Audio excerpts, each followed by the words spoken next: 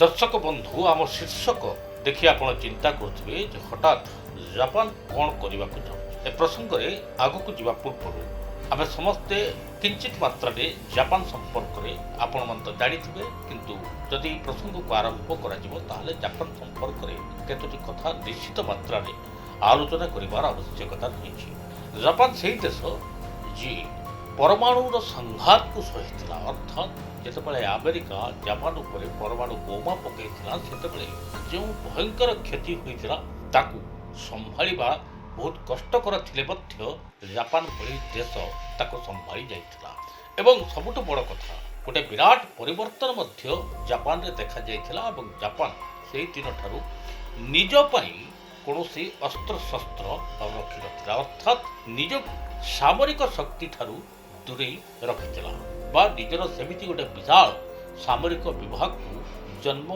न देवा पई पण खाइथिला अर्थात आपण जमती जदि कहिबे आमे अशोकଙ୍କ इतिहास को जदि देखिबा ताहाले कलिंग युद्ध पर जेमिति अशोक युद्धर विकार रे निजको सन्यास रे परिणत करथिले जापान मध्य ठीक सेही भली अवस्था को आसी जाइथिला एवं सबुठ बड़ कथा जापान उपरे जे परमाणु बोमा पकईथिला जापान ता सह संधि करथिला एवं ताको कहिथिला कि हमर निजस्व सामरिक विभाग रहबो नाही किंतु जापान उपरे जदि कि आक्रमण करे ताहले ताको मुकाबला करिवार दायित्व तमे नेब अर्थात अमेरिका सह ई संधि होइथिला एवं सेही दिन ठरू जापान उपरे जे कहि भी आक्रमण करिवो ताको रक्षा करिवो अमेरिका एथि पई दुनिया भर अमेरिका को छाड़ी देले जदि अमेरिकार सैन्य सबुठु अधिका कोठी रहंती ताहले ताहा जापान रे रह हजार हजार संख्यार अमेरिका सैन्य जापान रे रहिछन एवं अनेक प्रतिरक्षार विभाग अमेरिका तरफ जापान रे रखा जाइछि एवं जापान को सुरक्षित करबा पई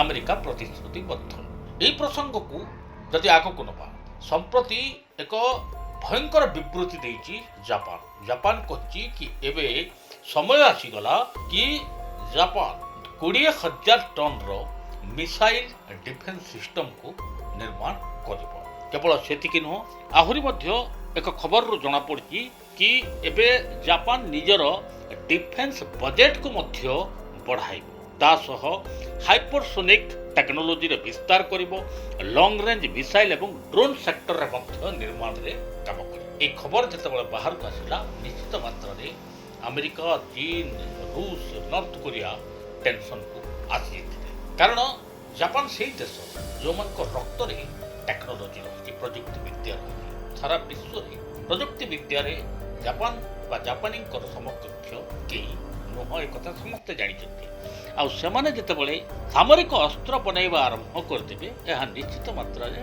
अन्य देश को खास करी अमेरिका एक विराट झटका हेबो। एबे प्रश्न उठुछि दुईटी प्रश्न जे जापान दिने सामरिक विभाग को जन्म न देवा पई कोन खाइतिला सेही जापान एबे निजर सामरिक बजेट बढ़ाइबा निजर सामरिक विभाग को शक्त करिबा निजस्व मिलिटरी निर्माण करिबा प्रयास आरंभ करुछि केमिति या पछरे मध्य आउ एक कारण को आम चिंता करि परिबा। आपण मानकर मने थिबो 4 अगस्त 2022 नांसी पेलोसी जेतेबेले ताइवान रे पहुंचिथिले सेतेबेले चीन एहार प्रतिवाद रे एक विराट सामरिक ड्रिल आयोजन करितला चारिपटरू ताइवान को घेरी जाई समराभ्यास करितला चीन एही भितरे एक मिसाइल को एमिति फायर करितला जहा सीधा सड़क जाई जापान रो एक इकोनॉमिक जोन पा आर्थिक प्रतिष्ठान पाखापाखि अंचल रे पड़िथिला अवश्य क्षयक्षति कौन होता तार सठिक विवरणी एपर्यंत जना न पड़े भी एते दूर अतिक्रम कर सीधा सड़क यह जापान रे पड़िथिला सेठू प्रश्न उठिला कि जो अमेरिका जापान को रक्षा करिवार प्रतिश्रुति दे आज पर्यंत गति करि आछि सी जदि ए मिसाइल को अटकाई न पारला बा यह आकाश मार्ग रे ध्वंस न करि पारला ताहले एमाने रही कि फायदा कौन रही। द्वितीय कथा हला जदि यह कौन जनजीवन बस्ती उपरे बा सेभली सहर उपरे पड़ी था ताहले कौन क्षयक्षति होता एसबू को एवं जापान अति गंभीर मात्रा रे ग्रहण करने आरंभ करदेला। द्वितीय प्रसंग होती आपण मान जदि केबे मैप देखिथिबे जापान रो पश्चिम रे गोटे पागल रो देश अछि मु का कथा कहूची नॉर्थ कोरिया कथा कहूची एथिरे खाइबा को नाही पछे से माने परमाणु बम तैयारी करि बसिचंती ଏବଂ ସବୁଠୁ ବଡ଼ କଥା ଆପଣମାନେ ବେଳେବେଳେ ଖବରରେ ପଢ଼ୁଥିବେ କି ନର୍ଥ କୋରିଆ ଯେତେବେଳେ ମିସାଇଲ୍ ଟେଷ୍ଟିଂ କରେ ଜାପାନ ସମୁଦ୍ରରେ ହିଁ ଏହାର ପରୀକ୍ଷଣ କରିଥାଏ। ଉଦ୍ଦେଶ୍ୟ ଗୋଟିଏ, ଏକ ତ ଜାପାନରେ ଆମେରିକାର ସାମରିକ ବିଭାଗ ଅଛି, ସୈନ୍ୟମାନେ ଅଛନ୍ତି, ତାକୁ ଦେଖାଇବାକୁ ଅଛି, ଆଉ ଦ୍ୱିତୀୟରେ ଜାପାନକୁ ଧମକେଇବାର ମଧ୍ୟ ଏକ ପ୍ରୟାସ ଜାରି କରେ ନର୍ଥ କୋରିଆ। ପଶ୍ଚିମରେ ଚାଇନା ରହିଲା ଏବଂ ସବୁଠୁ ବଡ଼ କଥା ରଷିଆ ସହ ମଧ୍ୟ ଜାପାନର ବିବାଦ ରହିଛି। ତେଣୁ ଆଇଲ୍ୟାଣ୍ଡକୁ ଆଇଲ୍ୟାଣ୍ଡ ନେଇ ଅନେକ ବିବାଦରେ ଛନ୍ଦି ହୋଇଛି ଜାପାନ। ଗୋଟିଏ ପଟରେ ଜାପାନ ସମୁଦ୍ରରେ ମିସାଇଲ୍ ପରୀକ୍ଷଣ, ଅନ୍ୟପଟେ ଚୀନର ଯେଉଁ ବିସ୍ତାରବାଦୀ ନୀତି ଏବଂ ନର୍ଥ କୋରିଆ ସହ ଚୀନର ଯେଉଁ ସମ୍ପର୍କ ରହିଛି, ଏହା ଉଭୟ ପକ୍ଷରେ ଜାପାନକୁ କ୍ଷତିଗ୍ରସ୍ତ କରାଉଛି। ଚାଇନା ଏବଂ ନର୍ଥ କୋରିଆ ଉଭୟ କମ୍ୟୁନିଷ୍ଟ ଦେଶ ହୋଇଥିବାରୁ ଏମାନେ ପୁଞ୍ଜିବାଦୀ ଦେଶକୁ ପସନ୍ଦ କରନ୍ତି ନାହିଁ, ଯେମିତିକି ଆମେରିକା, ଯେମିତିକି ଜାପାନ, ଏଇଭଳି ଦେଶମାନଙ୍କୁ ଏମାନଙ୍କର ଜମାରୁ ପସନ୍ଦ ହୋଇନଥାଏ। ତେଣୁ ଏହି ଦୃଷ୍ଟିକୋଣରୁ ଜାପାନ ଧୀରେ ଧୀରେ ଅନୁଭବ କଲାଣି ଯେ ଏବେ ନିହାତି ମାତ୍ରାରେ ନିଜର ସାମରିକ ଶକ୍ତିକୁ ବିକାଶ କରିବାକୁ ପଡ଼ିବ। ଏଥିପାଇଁ ସେମାନେ କେବଳ ଏତିକି କହିନାହାନ୍ତି, ଆହୁରି ମଧ୍ୟ କହିଛନ୍ତି କି ଏମାନେ ଏବେ ଏଜିସ୍ ଏସୋର୍ ସିଷ୍ଟମକୁ ମଧ୍ୟ ଡେଭଲପ୍ କରିବେ ବା ଉନ୍ନତ କରିବେ। ଏହି ସିଷ୍ଟମ ଅନୁଯାୟୀ ଯେଉଁ ପଟରୁ ବି ମିସାଇଲ୍ ଆସିଲେ ତାକୁ ମାରିପାରିବା ଭଳି କାପାସିଟି ସେମାନଙ୍କର ରହିବ। ତା ଛଡ଼ା ଏମାନେ ୱାରସିପ୍ ମଧ୍ୟ ବିକାଶ କରିବେ ଏବଂ ସବୁଠୁ ବଡ଼ କଥା, ଏବେ ଜାପାନ ନିଜର ବଜେଟକୁ ବା ସାମରିକ ବଜେଟକୁ 39.7 ବିଲିୟନ ଡଲାର କରିବ ବୋଲି ନିଷ୍ପତ୍ତି ନେଇଥିବା ମଧ୍ୟ ଜଣାପଡ଼ିବ। ଏହା ଏକ ଭାରି ରକମ ଯାହା ଏବେ ଜାପାନ ନିଜର ସାମରିକ ବିକାଶରେ ନିବେଶ କରିବ। ଯଦି ଆମେ ପାକିସ୍ତାନ କଥା ଦେଖିବା ତାହେଲେ ସର୍ବମୋଟ ପାକିସ୍ତାନର ଯେଉଁ ରିଜର୍ଭ ଫଣ୍ଡ ରହିଛି ଏହା 7 ବିଲିୟନ ଡଲାର ରହିଥିବା ବେଳେ 39.7 ବିଲିୟନର ସାମରିକ ବିଭାଗରେ ନିବେଶ କରିବ ଜାପାନ।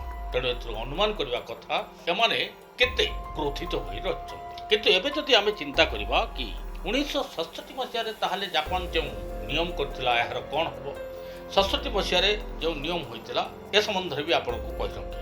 ଯେତେବେଳେ ପରମାଣୁ ବୋମାର ସଂଘାତ ଏମାନେ ସହିଥିଲେ ଅନେକ କ୍ଷୟକ୍ଷତି ହୋଇଥିଲା ଏବଂ ଏଠାକାର ଲୋକମାନେ ସରକାରଙ୍କ ଉପରେ ଏକ ପ୍ରକାରର ପ୍ରେସର କରିଥିଲେ କି ନା ତ ଆମେ ଜାପାନରେ ପରମାଣୁ ବୋମା ରଖିବା, ନା ତ ଆମେ ପରମାଣୁ ବୋମାକୁ ବ୍ୟବହାର କରିବା ପାଇଁ ପ୍ରଚେଷ୍ଟା କରିବା, ସେଭଳି ବିକାଶରେ ଆମର ଯୋଗଦାନ ରହିବ। ଏହି ଦିନଠାରୁ ତତ୍କାଳୀନ ପ୍ରଧାନମନ୍ତ୍ରୀ ଜାପାନର ଥିଲେ ଇସାକୁ ସାଟୋ।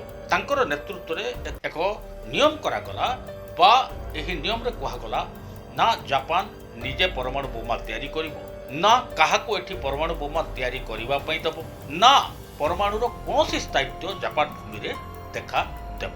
କିନ୍ତୁ ସବୁଠୁ ବଡ଼ କଥା ଏହା ଆଇନରେ ପରିଣତ ହୋଇନଥିଲା। ଆପଣ ଏବେ କହିବେ ଆଇନରେ ପରିଣତ ହୋଇନଥିଲା କିନ୍ତୁ ଏକ ନିୟମ ତିଆରି ହୋଇଥିଲା।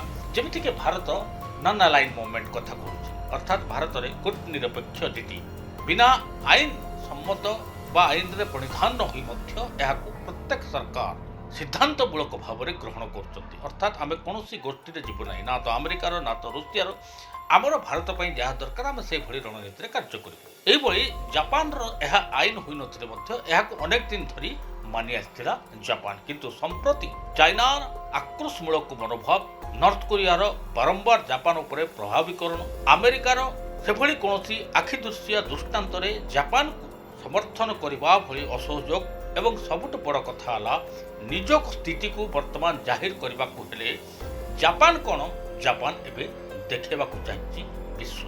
ଏହାପରେ ବି ଆଉ ଏକ ପ୍ରସଙ୍ଗକୁ ଆପଣମାନେ ଚିନ୍ତା କରିପାରନ୍ତି କି ମାଲାବାର ଯୁଦ୍ଧାଭ୍ୟାସରେ କେମିତି ତାହେଲେ ଜାପାନ ଅନ୍ୟ ଦେଶମାନଙ୍କ ସହ ମିଳିତ ସମରାଭ୍ୟାସରେ ଯୋଗ ଦେଉଛି। ଯଦିଓ ଜାପାନର ନିଜର ସାମରିକ ଶକ୍ତି ବା ବିଭାଗ ନାହିଁ, ହଁ ଏହା ହୋଇପାରେ କିଛି ସାମରିକ ଶକ୍ତି ଜାପାନର ରହିଛି ଯାହାକି ନିଜର ଆଭ୍ୟନ୍ତରୀଣ ବ୍ୟାପାରକୁ ସମ୍ଭାଳିବା ପାଇଁ ଏଭଳି ଏକ କାର୍ଯ୍ୟାନୁଷ୍ଠାନ ଗ୍ରହଣ କରିବା ପାଇଁ ଜାପାନ ନିଜର ଛୋଟ ସାମରିକ ଶକ୍ତି ରଖିଛି। ଏପରିକି ଛୋଟ ଛୋଟ 2ଟି ଯୁଦ୍ଧପୋତ ମଧ୍ୟ ରଖେ। ମାଲାବାରରେ ତ ଭାରତ, ଜାପାନ ଏବଂ ଆମେରିକା ପ୍ରତିବର୍ଷ ସମରାଭ୍ୟାସ କରନ୍ତି। ଏଥର ଅଷ୍ଟ୍ରେଲିଆକୁ ମଧ୍ୟ ଏମାନେ ନେଇଛନ୍ତି, ଯେହେତୁ କ୍ୱାଡ୍ ଦେଶ ବୋଲି ଏକଥା ଚିନ୍ତା କରାଯାଉଛି। କିନ୍ତୁ ଏହା ସତ୍ତ୍ୱେ ବି ବର୍ତ୍ତମାନ ଏହି ଦିଗରେ ଲଙ୍ଗ ରେଞ୍ଜ ମିସାଇଲ୍ ଦିଗରେ, ୱାରସିପ୍ ଦିଗରେ, ଡ୍ରୋନ୍ ଦିଗରେ, ଡିଫେନ୍ସ ସିଷ୍ଟମ ଦିଗରେ ଜାପାନ ଏବେ ନିଜର ଅସ୍ତିତ୍ୱକୁ ଜାହିର କରିବ। ଏବଂ 4 ଅଗଷ୍ଟ 2022 ପରେ ଯେଉଁ ଘଟଣା ଜାପାନ ସାମ୍ନା କରିଛି, ଆଉ ହୁଏତ ଜାପାନ ଭୂମିରେ ଏଭଳି କୌଣସି ବାହ୍ୟ ଆକ୍ରମଣକୁ ଜାପାନ ଅନ୍ତତଃ ପକ୍ଷେ ଗ୍ରହଣ କରିବ ନାହିଁ ବୋଲି ପରୋକ୍ଷରେ ସାରା ବିଶ୍ୱକୁ ଜଣେଇଛି ଜାପାନ। ଯଦି ଆପଣଙ୍କ ଜୀବନରେ ବ୍ୟକ୍ତିଗତ ପାରିବାରିକ ସମସ୍ୟା, କର୍ମକ୍ଷେତ୍ର ନିଯୁକ୍ତି, ବୈବାହିକ ସମସ୍ୟା, ବାସ୍ତୁଦୋଷ ଏବଂ ମାଲି ମକଦ୍ଦମା ଆଦି ସମସ୍ୟା ଥାଏ ताहेले समस्यार समाधान और परामर्श पाई आमको जोगाजोग करंतु। ज्योतिर्वेद doctor Bhavani Shankar Mahapatra, Budheswari colony, plot number 26, Bhubaneswar. Phone number 9776833302 9439444924। आमर वेबसाइट www.srijagannathastro.com।